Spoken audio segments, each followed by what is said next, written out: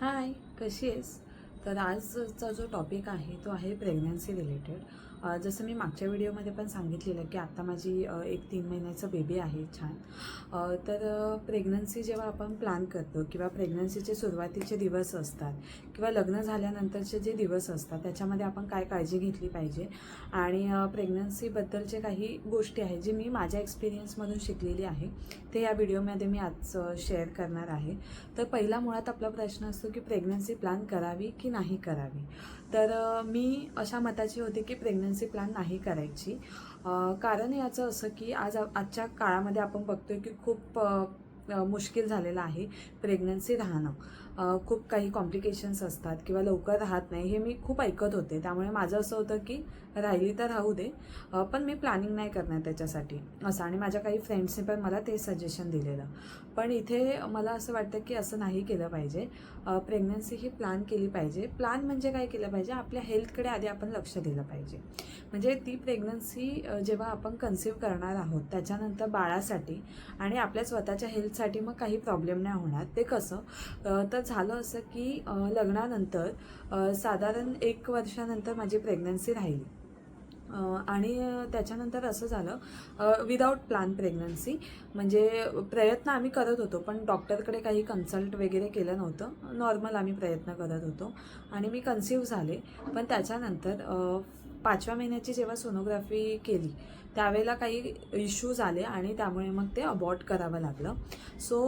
May be जर मी आधीच काळजी घेतली असती किंवा गायनेकोलॉजिस्टला कन्सल्ट केलं असतं तर हे अवॉइड झालं असतं. म्हणजे त्याची कारणं होती ती मला नंतर सगळं कळालं, ठीक आहे. पण त्यावेळेला मला काही गायडन्स नाही मिळालं. तर थोडं तरी प्लॅन केलं असतं समजा तर मग ते टाळता आलं असतं असं मला वाटतं. त्याच्यानंतर मग 6 मंथ्स नंतर मग मला दुसरी प्रेग्नन्सी राहिली आणि ते मग छान झालं आणि मग बेबी पण झालं. पण त्याच्यामुळे काय झालं ना, सेकंड प्रेग्नन्सीमध्ये तो स्ट्रेस राहिला सतत 9 महिने. आणि त्या 9 महिन्यामध्ये पण मी बऱ्याच चुका केल्या. त्या पण मी सांगेन की कसं काय आपण करू शकतो, अवॉइड करू शकतो. तर फर्स्ट थिंग आपल्याला लक्षात ठेवायचं आहे की आफ्टर मॅरेज तो दोघांचा डिसिजन असणार की आपल्याला प्रेग्नन्सी कधी प्लॅन करायची आहे. तो डिसिजन झाल्याच्या नंतर स्वतःच्या हेल्थकडे लक्ष द्यायचं आहे. म्हणजे एक्सरसाइज मेन स्टार्ट करायची आहे, लाईफस्टाईल थोडी सुधारायची आहे आणि झोपेच्या वेळा वगैरे सगळ्या पाळायच्या आणि एक तरी व्हिजिट गायनेकोलॉजिस्टकडे करायची. जेणेकरून काय होतं ना, ते लोक ॲटलिस्ट आधी फॉलिक ॲसिड चालू करतात, ठीक आहे. आता फॉलिक ॲसिड काय असतं, जे बाळाचे अवयव असतात ते तयार होण्यासाठी फॉलिक ॲसिड छान मदत करतं. तर माझ्या फर्स्ट प्रेग्नन्सीमध्ये तेच झालं की फॉलिक ॲसिडची गोळी प्रेग्नन्सी राहिल्यानंतर सुरू झाली होती. त्यामुळे जे कॉम्प्लिकेशन आले फर्स्ट प्रेग्नन्सीमध्ये ते फॉलिक ॲसिडमुळे आले असतील असं डॉक्टरांचं म्हणणं होतं, ठीक आहे. तर ते अवॉइड करता आलं असतं असं मला वाटतं जर मी पहिलंच आधीच व्हिजिट केली असती तर. हे पहिलं झालं. दुसऱ्या वेळेला मग जेव्हा मी प्लॅन केलंच नाही आम्ही सेकंड टाईम. आम्ही असं होतं की राहील तेव्हा राहील. मग सेकंड टाईम पण मी तेच करत होते की हेल्थकडे खूप जास्त छान लक्ष दिलेलं. म्हणजे मी 10,000 स्टेप्स डेली करायचे. सकाळी 5,000, संध्याकाळी 5,000. कारण की 1 गोमध्ये 10,000 स्टेप्स माझ्याने होत नव्हत्या. खाण्यापिण्याकडे छान लक्ष दिलं होतं. जमेल तसं मी एक्सरसाइज करत होते. एक्सरसाइज रोज करत होते अशातला भाग नाही, जमेल तसं मी करत होते. पण 10,000 स्टेप्स मी करत होते ज्याने माझं वजन कंट्रोलमध्ये राहण्यासाठी मदत होती.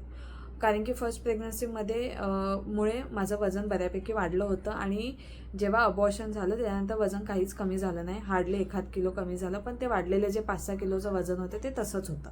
मग त्यामुळे मग मी वजन कमी करण्याकडे लक्ष दिलं, खाण्यापिण्याकडे लक्ष दिलं. त्यामुळे सेकंड प्रेग्नन्सी माझी लगेच कन्सीव्ह झाली विदाऊट एनी मेडिसिन्स, ठीक आहे. तर मेन जो आपला प्रश्न असतो की प्रेग्नन्सी प्लॅन केली पाहिजे काय, तर येस, 100% येस, आपण प्रेग्नन्सी प्लॅन केली पाहिजे. सेकंड थिंग आपल्याला लक्षात घ्यायचं असतं की प्रेग्नन्सीमध्ये बऱ्याच अशा गोष्टी असतात जेव्हा एकदा का तुमची प्रेग्नन्सी राहिली की त्याच्यावरती आपण उपाय करू शकत नाही. जसं की दाताचं दुखणं असतं किंवा खूप जणांना पाईल्सचा प्रॉब्लेम असतो. ॲक्च्युली ह्याबद्दल कोणी बोलत नाही पण ॲक्च्युली बोललं पाहिजे. कारण की त्याच्यानंतर त्याचे जे दुष्परिणाम आहेत ते हातामध्येच मला स्टॉप करावं लागलं, भाऊ आला. तर पाईल्सबद्दल जे मी बोलत होते तर त्याचा त्रास आहे ना थ्रूआउट प्रेग्नन्सी मग आपल्याला राहतो आणि आफ्टर प्रेग्नन्सीसुद्धा मला त्याचा त्रास झालेला आहे. त्याच्यामुळे माझी सीझर तर झालं माझं आणि त्याच्यानंतर लगेच मला दुसरी सर्जरी करावी लागली इमिजिएटली. मग त्याच्यामध्ये मला खूप त्रास झाला. म्हणजे माझी बॉडी तितकी सफर झाली, मी मेंटली एक्झॉस्ट झाले, फिजिकली एक्झॉस्ट झाले आणि मग ते सगळं नको वाटायला लागलं की प्रेग्नन्सी मी काही एन्जॉयच नाही केली. पहिले 3 महिने तर मी बिलकुल एन्जॉय, कारण की माझ्या डॉक्टरच्या फेऱ्या संपत नव्हत्या, ते सगळं झालं. त्यामुळे जर का एक्झिस्टिंग आपल्याला काही प्रॉब्लेम्स असतील तर ते आधी आपण सॉल्व्ह केले पाहिजेत. काय होतं ना, आधी आपलं आयुष्य खूप छान चाललेलं असतं, पण प्रेग्नन्सी हा खूप मोठा मुद्दा, म्हणजे खूप मोठं चॅप्टर आहे आपल्या आयुष्यातलं. मग त्यावेळेला आपली बॉडी पूर्णपणे हलून जाते. खूप मोठं काही आपल्या बॉडीमध्ये होत असतं. तर ते मी खूप लाईटली घेतलं असं मला वाटतं, की आधीच मला सांगितलं होतं की ह्याचं ऑपरेट करून घ्या, किंवा माझा इवन नवरासुद्धा म्हणत होता की ह्याच्यावरती तू कर काहीतरी, पण मी त्याचं लक्ष नाही दिलं. तर ते माझ्याकडून चूक झाली आणि त्याचं नंतर मला खूप असं पश्चाताप झाला आणि खूप सफर करावं लागलं मेंटली, फिजिकली, इमोशनली. तर ते होऊ नये कोणाच्या बाबतीमध्ये, म्हणून हे सगळं अट्टहास आहे की हे सगळं सांगणं, शेअर करणं. कारण की आज तुम्ही बघाल तर इंटरनेटवर खूप सगळी माहिती मिळतच असते आपल्याला. का वेगळं काही मी सांगत नाही आहे, पण माझा हा अनुभव आहे की हे जर का मी आधीच केलं असतं, म्हणजे माझ्या शरीरामध्ये मला माहिती आहे की हे प्रॉब्लेम्स आहेत, तर ते जर मी आधीच ट्रीट केले असते तर ह्याच्यामुळे मग ते अजून वाढले नसते आणि आता मला इतकं सफर करावं लागलं नसतं, असं मला वाटतं. तर तुम्ही तीच काळजी घ्या की जर आपलं लग्न झालेलं आहे, प्रेग्नन्सी आपण प्लॅन करत आहोत, तर पहिलं आपलं शरीर त्याच्यासाठी तयार आहे का ते बघा आणि त्याच्यानंतर तुम्ही प्लॅन करा. आणि प्रेग्नन्सी ही कधीही चांगली, खूप चांगली, पण ज्याचा त्याचा प्रश्न आहे. कोणाकोणाला इतका त्रास होत नाही, नॅचरली कन्सिव्ह पण होतं, बेबी पण होतं, सगळं छान होतं. पण माझं असं झालं की नॅचरली कन्सिव्ह तर मी केलं, पण फर्स्ट ह्याच्यामध्ये मला एक वेगळा अनुभव आला, सेकंड ह्याच्यामध्ये वेगळा आला. सेकंड बेबी तर छान झालं, सगळं छान झालं, पण मला अजून एक सर्जरीला सामोरं जावं लागलं, ज्याच्यामुळे मग मी खूप इमोशनली हे झाले, म्हणजे ड्रेन झाले होते पूर्णपणे. सो ते सगळं कोणाच्याही बाबतीत घडू नये, त्याच्यासाठी एक अवेअरनेस म्हणून मी हे सगळं करते आहे. सो आय होप तुम्हाला हा व्हिडिओ आवडला असेल. जर आवडला असेल तर लाईक, शेअर, सबस्क्राईब करा आणि मला मोटिवेट करा. थँक्यू.